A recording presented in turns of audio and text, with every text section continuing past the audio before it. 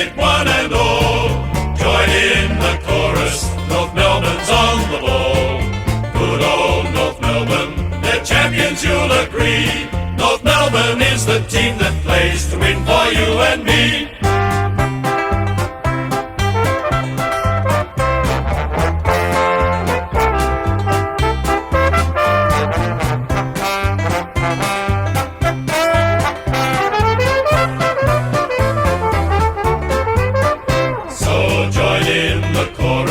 And sing it one and all. Join in the chorus, North Melbourne's on the ball. Good old North Melbourne, they're champions, you'll agree. North Melbourne is the team that plays to win for you and me. Welcome back, Shimboners. If you don't want two blokes up and about, then this is not the podcast for you because, Chief, the Roo Girls absolutely obliterated Port Adelaide in the preliminary final, sent them packing, and we're back to the big dance once again. How are you feeling?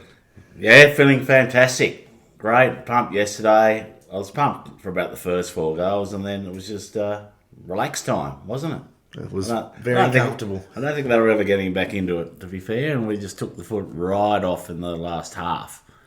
And big tick, no injuries, we don't believe. So recover from the blistering heat, and it'll be a tough game next week against Brisbane, grand final rematch. Yes, some old wounds potentially there, but we'll get them this time. Now, before we get into our usual, match analysis, get into some stats and our rundown, there was a moment in the game yesterday that I've just had to bring to the top of the agenda. Oh. Tess Craven. What an effort that was. Well, I think the score was roughly 6 goals to nothing. Yep. You can tend to be thinking about next week when you're up that much, with grand final.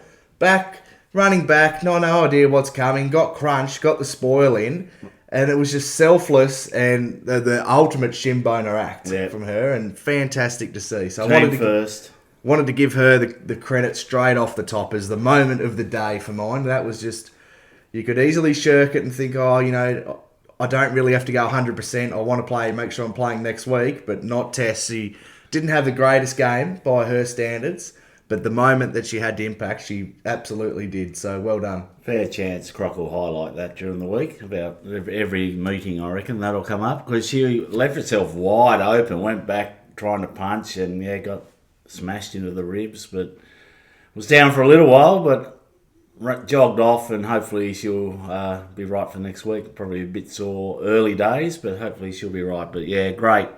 Shimboner, team first spirit there. Exactly, and if you tend to go a bit half-assed, that's when you get hurt. So she played out the rest of the game. No doubt she'll be sore, but the full commitment, generally, you don't get as injured as if you sort of half go in. That's when you really get hurt. So a wonderful effort from her and the rest of the girls, which we'll get into now. The final score, 12-6-78 to 2-9-21, and just a complete team performance. Just everyone played their part.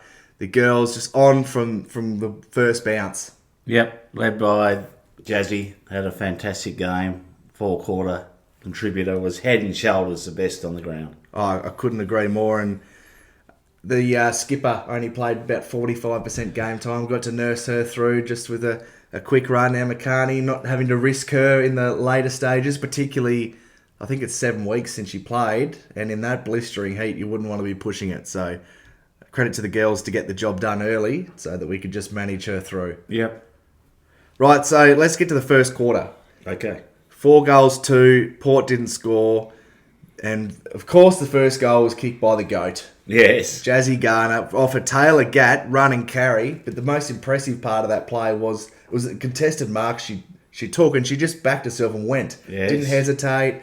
That's proper North ball. That is. And just went, run and carry, and resulted in a goal. It was a contested mark too. They were both there side by side, and she read it better and had the better hands, and just straight off as the other girl went to ground looking for a little rest.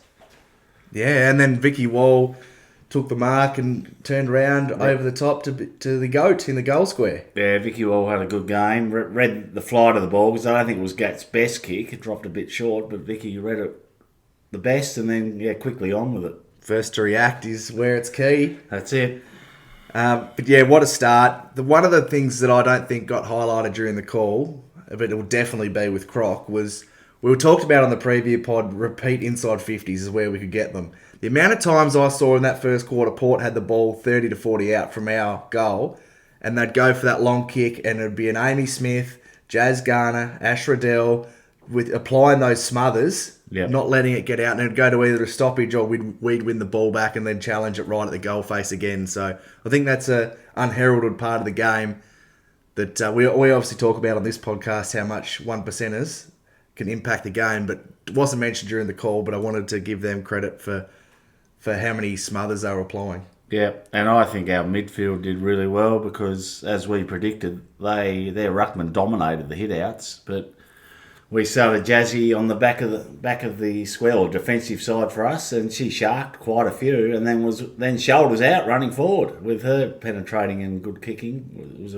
turned into a weapon for us. Oh, she was amazing yesterday, and another point, our pressure was right on from ball one, from the first bounce, and there was no slip tackles. No, which is what you want to see. That's the other thing. They'd win the hit out to their advantage, and we'd wrap them up in a tackle, and then it'd become another stoppage. And I think their ruckman had the ascendancy, younger, probably taller, and a better leap, and we could then ground them with that, separate 1 metre, and then come in and just block and make it a lot harder for them to get a clean exit. Yeah, another thing that I noticed in that first quarter, you can just tell how good the synergy is between the girls. Like, there was a play where it was bouncing in the middle of the ground, and Ruby Tripodi just tapped it, knowing that, I can't think of who it was, might have been Garner, would be there. Yep. And see, that's the sort of thing you see probably, some of the lesser teams, they'll grab that stoppage and then it becomes that contested game. But just having the footy nous to be able to tap it onto a teammate there and get those damaging, fast-breaking inside 50s going. So, well done. And Kate Shearlaw as well, taking some great contested marks. Yeah, she was really important, wasn't she? Really good. I think all the girls had their moments, didn't they? It was a real team effort. But as we said, led by Jazzy, it was head and shoulders the best on the ground. Then we moved to the second quarter. We kicked 4 goals, 2 again. They kicked 2 behinds. And it started with Randall with some of the strongest jukes you'll see, Chief. She had them right up and was not dropping that by any means. No, and kicked the goals early to get that scoreboard pressure right on them and give us a nice, solid break. That's what I liked. They kicked pretty wastefully. Well, they have 2-9 in the end. Yeah. A lot were under pressure, but a lot of rushed as well. They did miss a few. Whereas we kicked ours early to get that lead, and that's what we've got to do next week too. Because when you've got your opportunity, we won't get as many opportunities against Brisbane, I don't think. No, you're exactly right. But we got those repeat inside 50s, and the defensive system, which has been fantastic all year, once again held up with having the wall. We quite often have one behind, a spare loose. Yep. And they were just hack-kicking it out because of the pressure we were applying. Our defenders would either neutralise it or take the intercept mark and then get it back in. I thought Sarah Wright had an amazing game. Yeah. I think she had a career high in marks, I read earlier, and just her composure as well. Really good by foot, strong overhead.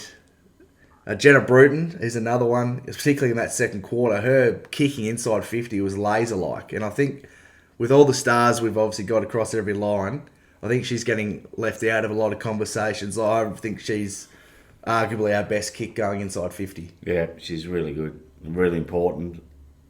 And really tough too. I love the way she plays as well. For obviously smaller in stature than some of the other girls, but I suppose it's contagious between her and Ash. They're both a bit smaller but have massive hearts when they play. So great to see her back into form after last year's Achilles injury, obviously in the grand final. Birch as well, really strong down back. All the defenders played really Especially, well, it didn't go down there much in the first half, but when it did more in the second half, Birch was really good and outmarked that taller player in the goal square. Had the back position, but just read it better and held a spot and took a solid mark. None of this 2 grabber drops, and then they socket it through, just solid. And her ball use was really good, wasn't it? Out of the back line, I think we were all pretty solid out of the back line with our ball use. But when Port started to get a few inside 50s, about midway through that second quarter. What we did see is our ability to get some slingshot play going from half back. We look really dangerous, quite often outnumbering them in the corridor and getting those long, dangerous inside 50s to our key forwards as well. Yeah, there was one out the back where Bellaretti was really clean in the play and just handball forward, and we ended up, I think it was Sheila over the top, wasn't it? Ran into a goal, I think. Yeah, so no, I think Sheila gave the hands to Taylor Gatt Yeah. for that goal. She was very unselfish, which is another great positive for the team as well. You can see when sides are struggling sometimes, you think, I'll kick this one to make my stats look good. But the girls are so unselfish as well, which is another great characteristic of this side. Yes. Quickly having a look at the second half. I didn't take as many notes, but the third quarter we kicked 3-1 to 0-4. I thought we controlled the tempo really well, especially in that heat, having the ability to play a little bit slower at times and just sort of maintain possession. Vicky Wall kicked 2 goals in about 30 seconds. Yes. And Big John Cena's theme song getting a real go there, wasn't it? You can't see me. She actually did it after the second goal too, which was very funny to see. And I like it when they put something a bit different in their goal songs. That was very good from Vicky. Yes, that was obviously a big fan of of John. Yeah. Big. What do we call him? Big game John. Big match John. Oh, big match John. That's it. But and then looking at the last quarter, obviously the foot was well and truly off the gas, and I don't want to say going through the motions, but a lot of the sting had gone out of the game. So just trying to manage through. And as far as we're aware, as we're recording here, 1:00 on Sunday, there's no injuries to come from yesterday, so that's great. Saw a bit of chat online about Alice O'Loughlin's supposed bump. There seemed to be absolutely nothing in it. So No, they didn't even show a replay. They didn't try and hang her on the commentary. They barely mentioned it, so it couldn't have been much in it. And even if it was slightly high, she played out the game, and there was no it'd have to be insufficient force, and there's no intent there. So I'm not worried about it. No, neither am I. But just speaking on the commentary there, geez, you think Port were a red hot chance to come back in the last quarter? The way they were, it's gone. We still haven't got the recognition we deserve. Imagine if this was a Collingwood or a Geelong in the men's and undefeated season, 50 points up at half-time in the prelim. What would they be saying? Oh, no, it'd be, Bruce, it'd be delicious. But it's always that the opponent hasn't played well. Like, they're making that many excuses for Port yesterday. They had a bit of travel or something, didn't they? Yeah, they had to play twice in 7 days at Icon Park. And won 8 in a row. Who the hell they beaten other than Hawthorn? Nobody. Yeah. Or Richmond, I suppose. But yeah, I thought, it's really disappointing. And even I was watching on Fox as well, and even they have their own sort of analysis at quarter time, half time, 3/4 time, and it was the same there as well with Kelly Underwood and co. Yeah, I watched that, and they were talking about the best small forward in the comp, and they put Gilroy in. Yeah, but she plays centre forward, doesn't she? Oh, she's more of a high half forward more than a forward pocket. Yeah, exactly. No one mentioned Alice. No, well, another player not getting the recognition they deserve. Actually, to be fair, I think Kelly Underwood was hoping they both say Alice, and neither did. Yeah, she sort of teed them up, didn't she? Yeah, she teed it up for them, and they sliced it. Just having a look at the goal scorers here. Vicky Wall kicked 3, 2 to Taylor Gatt, Talia Randall, Kate Shearlaw, and Alice, who we're just mentioning there, and then just the single to the GOAT, Jazzy Garner, as well. So, like we mentioned, a great team performance. Everyone had their moments. Like even Erica O'Shea, not a high disposal game, but when she got it and burst through. Nicole Bresnahan, I've just got the stats in front of me, only the 7 disposals, but I thought she was really good, particularly in the first half. Just winning those crucial one-on-ones and having the ability just to get the ball out and not put the last layer of defence under immediate pressure. Yeah, Mia King, I thought was good, even though her disposals were low by her standards. She had a lot of possessions, but she got wrapped up a fair bit. But it was a high pressure around the contest, but then we'd eventually work it out, and then we're away. Yeah, I don't want to go through every player. No. But the last player I want to give flowers to, who's someone who just gets about the work, doesn't know fanfare, no sort of... Friend of the pod. That's where you're going. No, it's not. Oh, is no. it? I thought you were going for Ruby. No, well, Ruby was great, Ruby but was I'm really going good. for someone who's had no recognition across the whole season. No. Amy Smith was really good too. She was too, but I'm going with Kim Rennie. I thought she was really good. She was in my best at half time, Kim. I thought she was really... I mean, we got well beaten in the ruck for hit-outs, but her ground level ball work, just getting the handball out, and she won a few free kicks in the ruck, which is always pivotal. Took a few contested marks, and her ball use was good. And for a ruckman, yeah, that's exactly right. Her ball use is really good, and I think she's had a really consistent year, and due to the fact that we've been undefeated and we've had star players on every line, she goes a bit unnoticed, but I just wanted to give her flowers that she has had a really good season and was really good again yesterday, and just giving her the recognition she deserves, I suppose. Right, have you got anything before we get to the Emma Carney Player of the Year award votes? No, I just thought, the girls... The start was key, just kicking straight, dominating. I don't know what the inside 50s were. They did mention it at the time. It was like, I don't know, I'm making it up probably, but it was like 20-3 or something, wasn't it? It was massively in our favour. 43-29 was Yeah, but I think that they had a lot in the third and fourth, didn't they? Which were a bit junk time-ish, I suppose. To half time, we were massively in front. And we made the most of it because we took our opportunities to kick straight, because shorter quarters, bigger ground, less on the ground. When you get your time, you've got to really make them pay, and that's going to be the theme for looking forward against Brisbane, because you can't afford to be at kick 2-7. No, exactly. We've got to the make that opposition pay. might kick 5-1 and it's game over. Well, if you look at the game last night, the Brisbane and Adelaide preliminary final, I mean, Adelaide had all the running in the first quarter, didn't capitalise. Yep. And, they end up ruining that because they go down by 25 points or whatever the margin was. But they had plenty of opportunity early. We want to touch on that game a bit. Yeah. We both watched it, because I don't watch a lot of the opposition, but come finals I do, because I want to see who we're playing. And like I said, Adelaide were dominating. I think, I hope we play Brisbane, because they look rubbish. But then when Brisbane got the ball on the outside and got their running game, Orla O'Dwyer, she was fantastic on the wing, so she's one to watch. She thumps it. One of those Irish girls really know how to thump the ball long, don't they? They do, yeah. So she was pivotal, and then coming back, and they just got the ball on the outside and got that overlap over the back run, and when they got that bit of momentum, they were very hard to stop. So they sort of play the similar game we can on the outside, so that'll be an interesting watch. Whoever, as I said before, whoever has their time in the forward half must capitalise. And when I say whoever has it, when we have it, I don't want them to capitalise. No, exactly. And I think we've got the better midfield group, but they do have a lot of pace on the outside. Yeah, they do. They're a fast team. But we came, yes. And we've had a lot of debate about who we'd rather play. And obviously we gave Brisbane an absolute thumping in round one, but I still think they were just a bit happy with themselves. We caught them off. Yeah, definitely. And, definitely caught them off guard. It'll be an interesting clash. Hopefully we can get the number on again.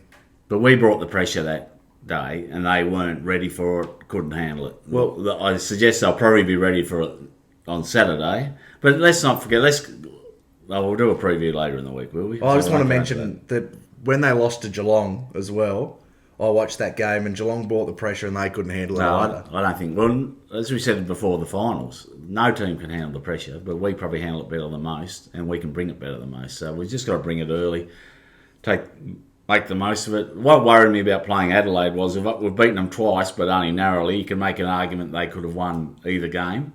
They do waste opportunities up forward, but Randall looked really dangerous. Gould. Caitlin Gould. Yeah, she looked very dangerous, and they are very tall, and their midfielders like Marinoff and Hatchard are quality. So we've got obviously a very deep midfield, but they've got quality as well. I think they've got better quality than Brisbane in the midfield. Brisbane have got Anderson and a couple of others. Yeah, Brisbane got a better forward line.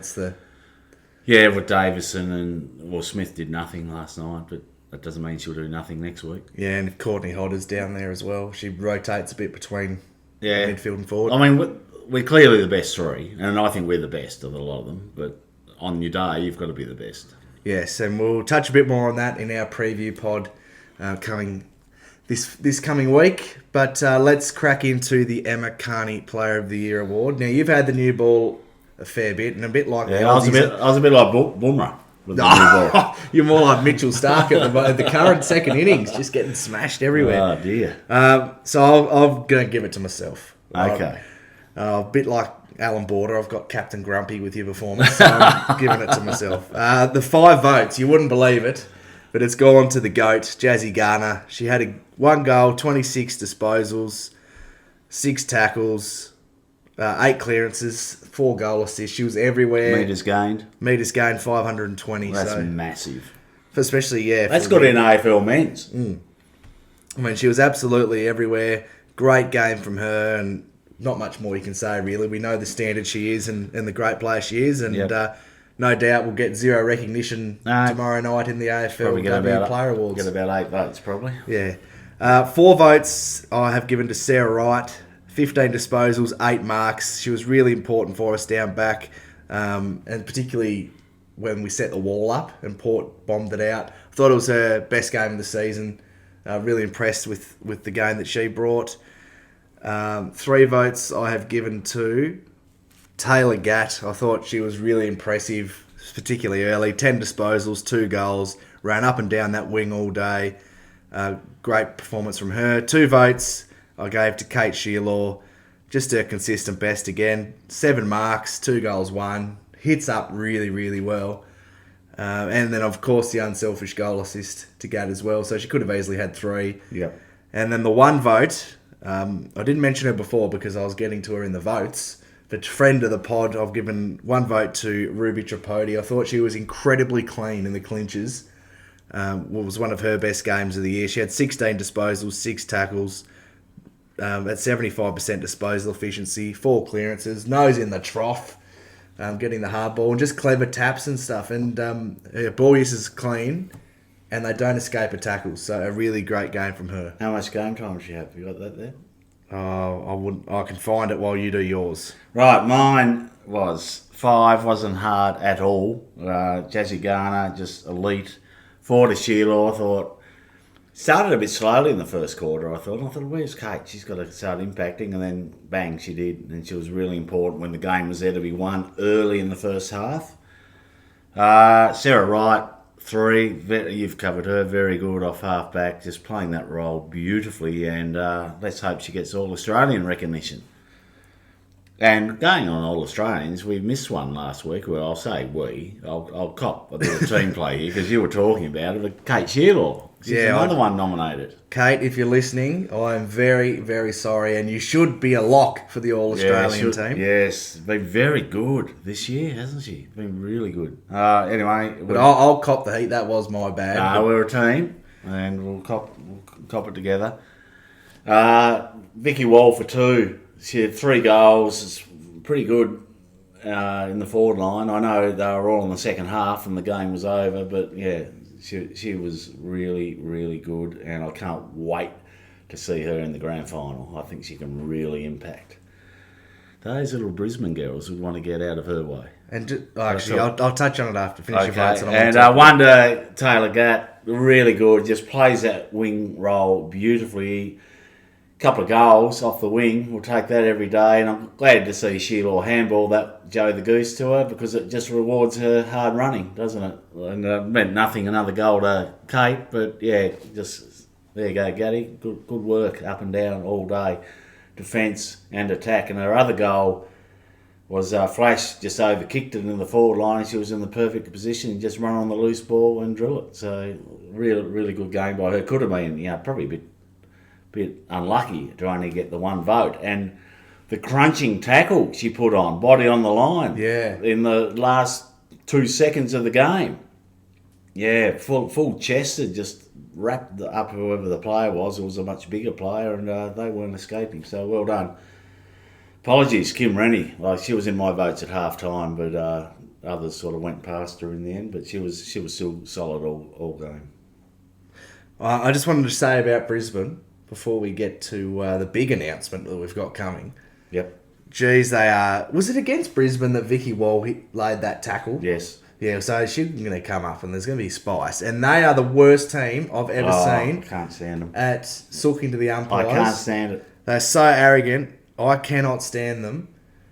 And did you say yesterday... And Dakota Davidson's one of the well, let's say she plays on the line as well. She won't back down. She'll punch. She punched one of our girls in the back of the head in a marking contest last year and didn't even get reported after the game for it. Almost knocked her out. So she can go over the edge too. Yeah. Just talking about Brisbane, did you see they played Port Adelaide's theme song when Adelaide ran out yesterday? No. Mind games, apparently. That's a disgrace. No, that's they a should be disgrace. fined by the AFL for that. Yeah. That's no respect. Yeah, that's terrible. But they won't.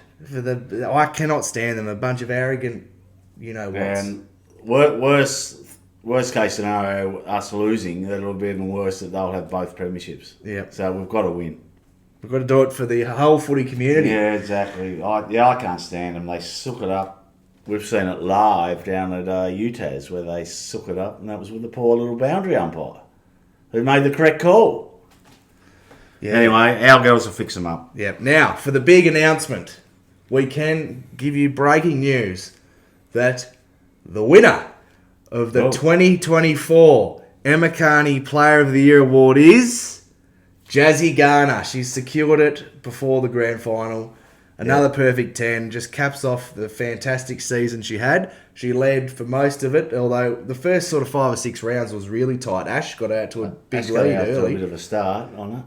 But congratulations, Jazzy, and no doubt look great next to your premiership medal next Saturday night. Yes. No doubt. Well, let's hope you get another best on ground performance next week. Exactly right. But yes, speaking of the grand final, I had a look last night because I was like, I wouldn't mind going over and watching the girls. Had a look at the flights. I should put that I'm not flying from Broome, just from Launceston to Melbourne return. It's a 50-minute flight. Over $700 for the cheapest flight. Return. What a joke. Yeah. The AFL is all about promoting AFLW, although they've shown plenty of times this year they couldn't give a rat's ass about it. Yep. And they hike up the prices like that. Apparently there's some Supercross crap on at Marvel. But that shouldn't be inflating the numbers that much because I haven't even heard of it. But I just think it's really disappointing for the fans that want It's to hard go when you're over. from Tassie because you've only got 2 options to get there. Fly, boat, or swim. But, Yeah. Yeah, I was really disappointed. I'm really disappointed with how just the AFL's treated the AFLW this year. And our supporters have been pretty vocal about it too. We've got such a great community of North supporters. I've said this numerous times, but we're the best supported AFLW side, I reckon. Our fans are really loyal, and a large portion of them have jumped on to the girls' team. Yes, well, it's good because you can just back them in. They'll win most weeks and be competitive every week. So it's always nice when your footy team's doing that. And of course, we've been on them since they came in to the competition, and just sitting back and watching the progress they've made as well has been really, really exciting. And hopefully, next Saturday night they can cap it off with the debut premiership. Yeah, they've had a fantastic year, but it all comes down to one game. So let's put our best foot forward next week and come home with some silverware. Speaking of silverware, Clarko was there and the boys. Harry was interviewed on Channel 7 at halftime. What? Spoke very well, as he always does. Always does. He's just an ultimate professional. And in the box when they showed Harry, behind him, the Big X. Big X. He was there.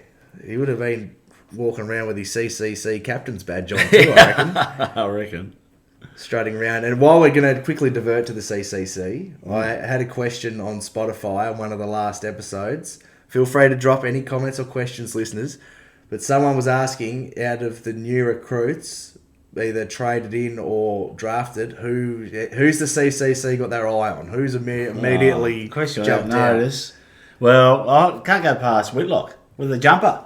You wear that jumper stuff, and obviously River with just by he's a legacy. It's birthright nearly. It's a isn't it? birthright, but Whitlock took a liking. I've taken a liking to him straight away. Now, obviously, he's going to take time to get up to that CCC level because he'll probably start in the 2s. But I've just got an eye on him. How does it work with obviously players coming in? If they've played for another side, are they still eligible? Because Luke Parker, the way he plays, he'd be.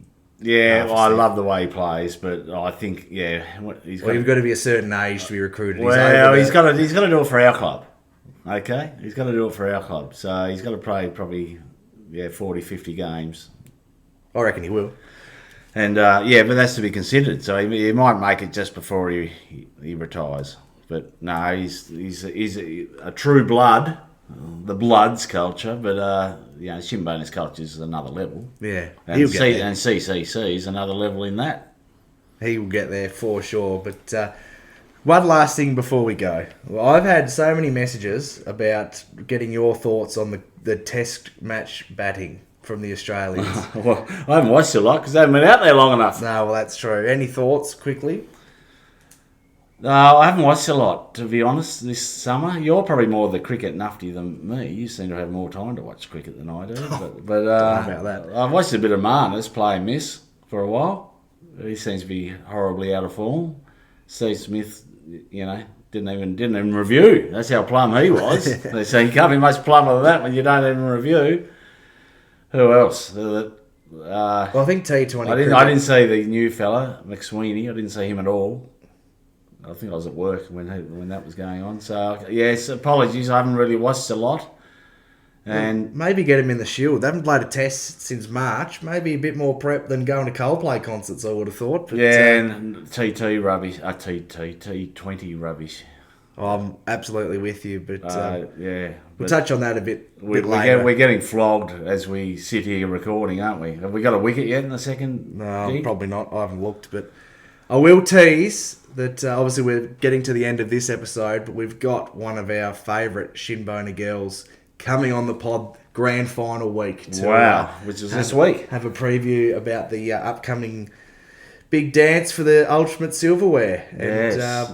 I won't reveal who it is. No, But they may or may not be in the All-Australian squad. So wow. that's all I'm going to drop for now. But Okay. very exciting to have another one of our Shinboners we love to watch jumping on the pod. So Yep. Fantastic.